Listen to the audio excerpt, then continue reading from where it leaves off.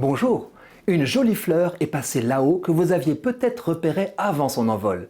Il s'agit d'une très vieille dame. Son nom, Colette Maz. Colette Maz est en effet éteinte chez elle à 109 ans, le 19 novembre 2023, 8 mois après la sortie de son tout dernier disque. Elle est connue comme pianiste, une pianiste défiant le temps. C'est le type de profil atypique dont raffolent les réseaux sociaux. La notoriété lui est venue sur le tard, car ce n'est pas vraiment une virtuose, tenait-elle à souligner. Cependant, on ne pouvait qu'être interloqué par sa vitalité en voyant sa légère silhouette passer de l'un à l'autre de ses 3 pianos et nous donner d'un air bravache quelques leçons de vie. Je la cite. L'âge, ce sont des histoires qui n'existent pas. Il y a des gens qui sont éternellement jeunes, émerveillés de tout, et puis des gens qui sont blasés de tout et qui n'ont jamais rien aimé, même pas leur mec si ça se trouve. J'avoue que le mot mec dans la bouche d'une centenaire m'en a bouché un coin. Avec pareil pied de nez à la vieillesse, Colette frisait le déni et la mort semble s'être laissée abuser longtemps.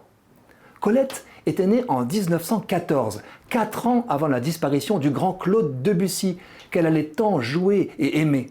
Elle a commencé le piano en 1918 pour ne pas le quitter jusqu'à la fin de sa vie. Longtemps professeure au conservatoire, elle y passait 4 heures par jour. Elle en a donc joué pendant 105 ans, record mondial assuré. Fidèle aux leçons de son maître, Alfred Cortot, l'inventeur du jeu en souplesse, elle faisait danser ses mains sur le clavier. Rebondir, ne pas se raidir, Colette affirmait dans ses chemisiers et sa perruque colorée, étendre ce principe à l'ensemble de son existence.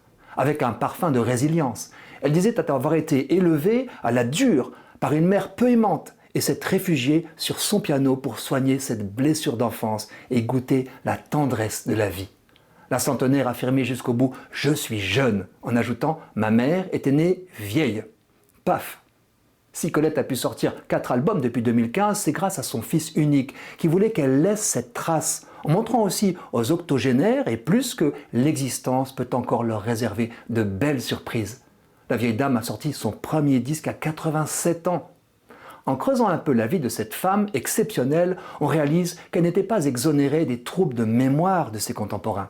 L'actualité lui passait d'ailleurs au-dessus de la tête. Même ses souvenirs de la Seconde Guerre mondiale s'étaient, paraît-il, largement effacés. Raison de plus pour se réjouir qu'elle ait conservé une telle vitalité, un caractère si enjoué. Ce n'est pas parce qu'on perd la mémoire qu'on n'est plus en vie.